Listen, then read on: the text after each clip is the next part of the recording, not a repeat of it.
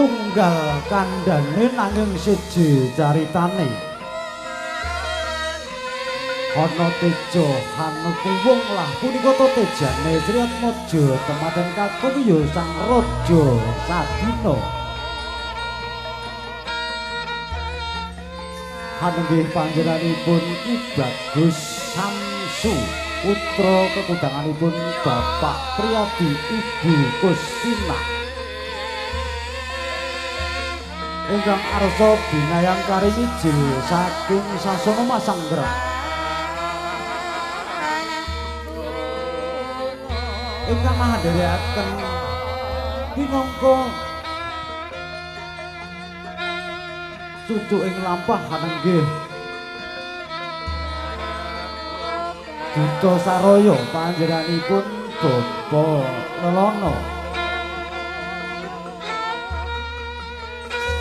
pinangka gegolonganing carita nggih Sang Raja Sadina mila sinebat Sang Raja Sadina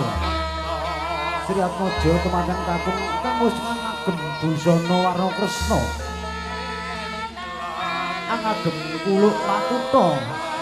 sinambilan Sekar Melati sinengklitan Kyai Sarutama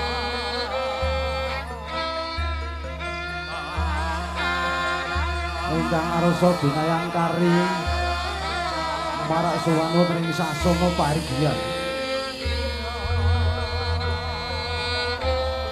ingkang nderekaken panjenenganipun Bapa Supriyadi dalah Ibu Kustina nenggih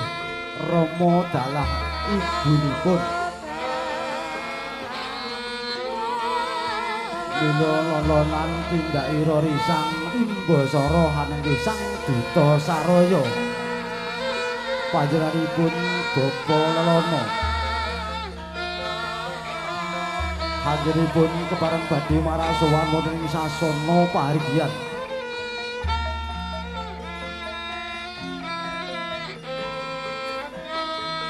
kawistara wis manjing wonten ing sasana paringgihan sakajenging gapura Bali Wisma Mila